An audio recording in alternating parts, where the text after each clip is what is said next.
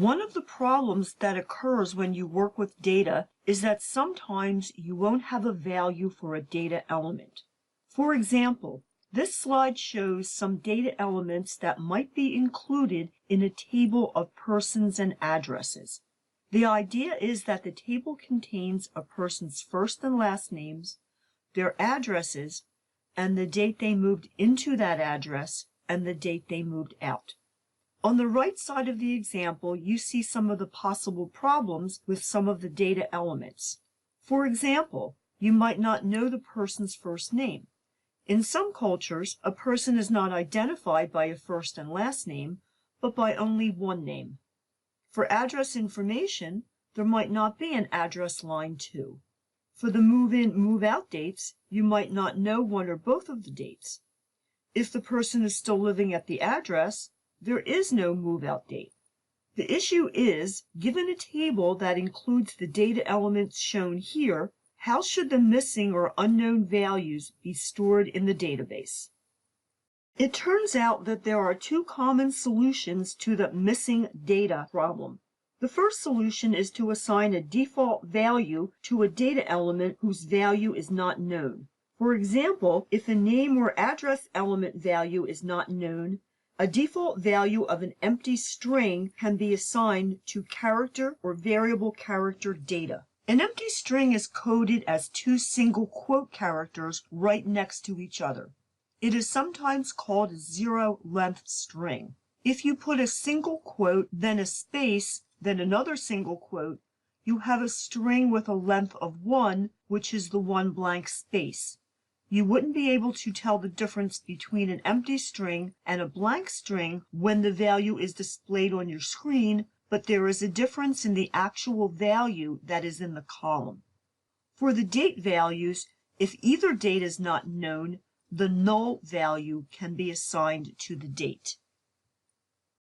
Null is an SQL reserved word or keyword that means the value for a column is not known. By not known, we mean that the value is not known when the row is inserted into the database. Going back to the previous example of the name and address data, if you don't know the move-out date when you insert the name and address data into the table, you can assign the null value for the move-out date using the SQL insert statement. Null is defined on a column-by-column basis for each column in a table. If a column can contain the null value, the column is said to be null capable. You need to understand that null is a special keyword. If you have a character field and you enter the letters N-U-L-L as the value, that is not the same as assigning the null value to the column. All you've done in that case is enter a 4-letter value that spells out the SQL keyword. For most character and variable character columns, you can assign the empty string instead of the null value. Null is more commonly used with date, numeric, and bit data types, where there is no easy alternative to represent the lack of a value. For example, let's say that you have a date column that is not null capable, but you don't know what value should be assigned to the date when you insert the data into the table. If you don't assign a valid date, SQL will not allow the insert statement. In situations like that, you'll sometimes see that the date value that was assigned was January 1st, 1970, which is a historic artifact from the Unix operating system.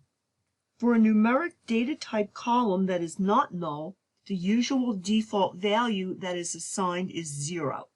It is usually okay to assign 0 as the default value, but you'll see on the next slide that there could be an issue with this.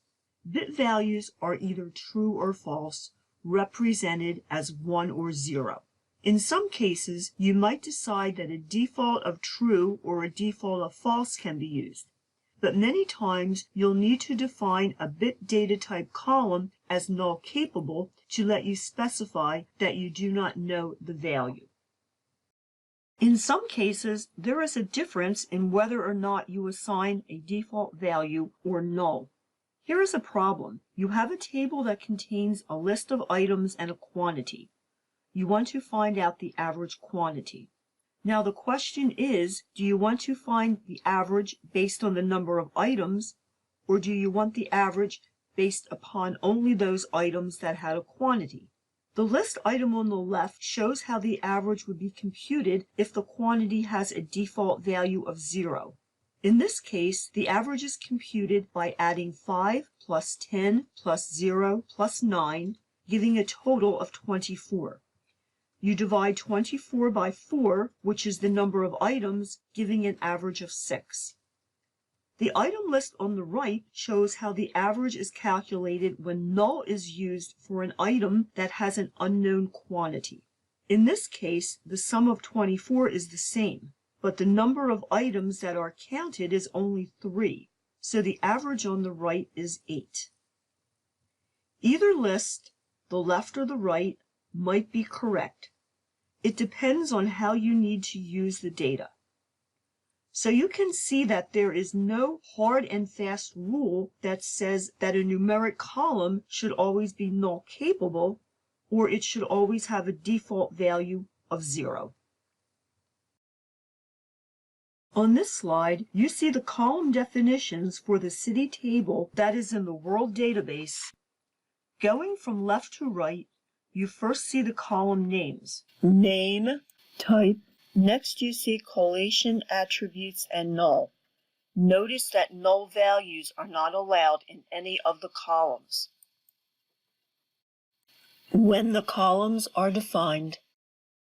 When the checkbox is checked, it means that a null value can be assigned to the column.